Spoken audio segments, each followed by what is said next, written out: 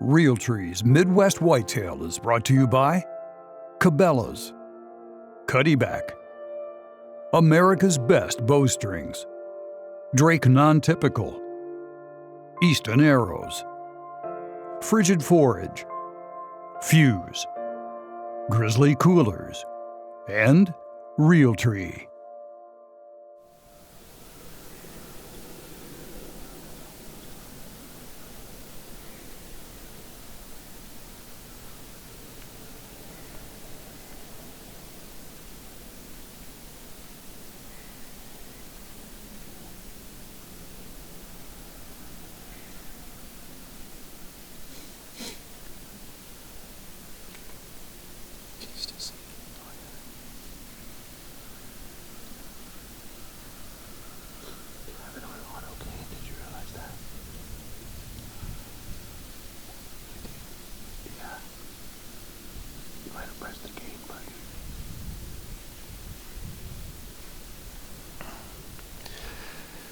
Well, it's Saturday, November 17th, and Quentin and I are set up for the morning hunt. We're down on my Van Buren County farm that I have for sale, and we're just before a winter precipitation event.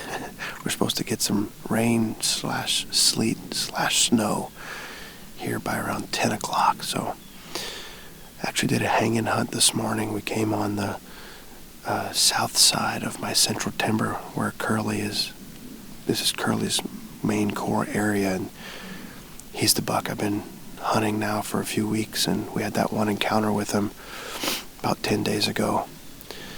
And so I'm hoping he's somewhere in here and either be cruising around looking for another doe, or if he's with the doe, she drags him by us. We just came in off the bean field a little ways, and I can see this big south-facing slope where a lot of deer bed right across the ravine from us. There's a pond up the hill. We've already seen, I think, 3 bucks and a doe. One of the bucks is a 5.5-year-old 8 that I've got 4 years of pictures of. So they're moving around. It's about 32 degrees.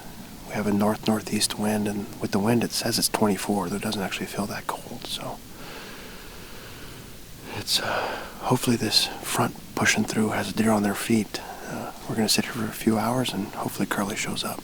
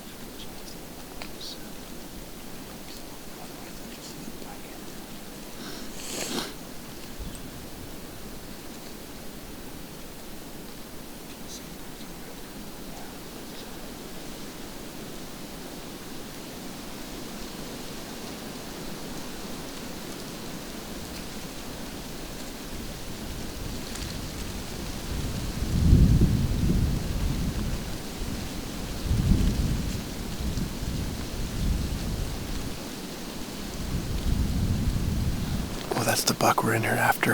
That's the buck I call Curly.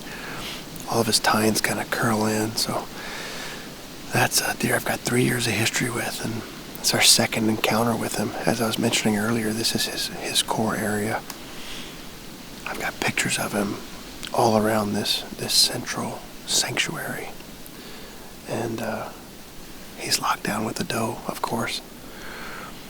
It started out with that little buck coming in, that pretty little 2-year-old 10, and I was kind of joking around saying, boy, it'd be nice if Curly came running over the hill chasing him out of there, and that's basically what happened.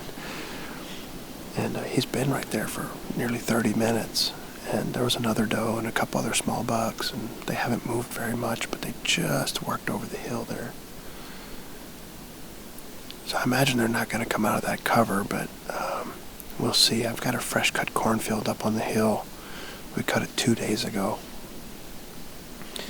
I might try to figure out a way to get it over there tonight. I wouldn't be surprised if they fed out there tonight. So we're going to sit here for a while longer, and if we get lucky, she'll drag him by us.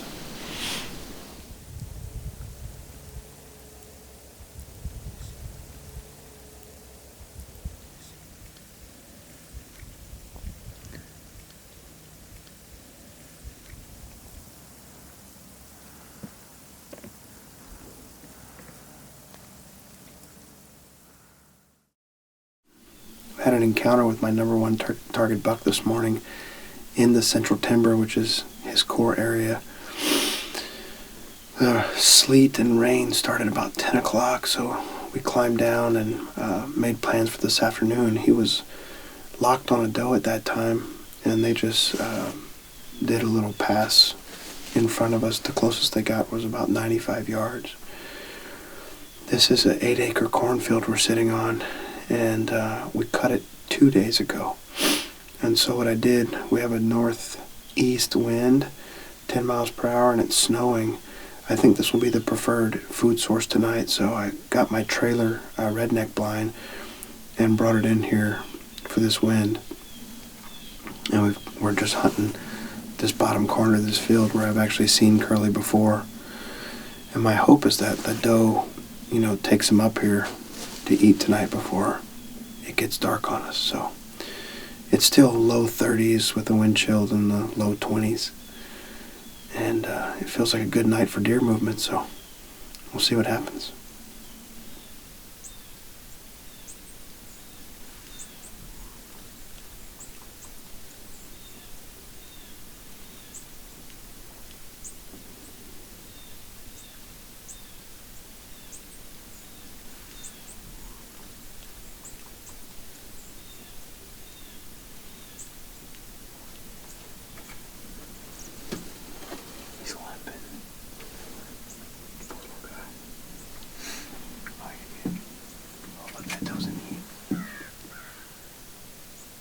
That's the same 10 as this morning.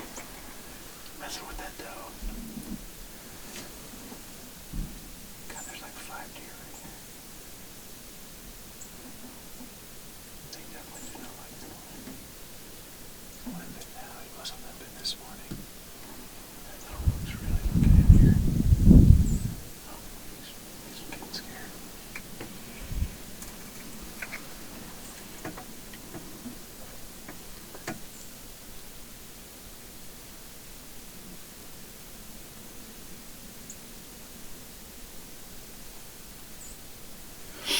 Wrapping up the hunt here. I think we have probably 10 or 15 minutes left of legal shooting, but with the overcast, we're basically out of camera light.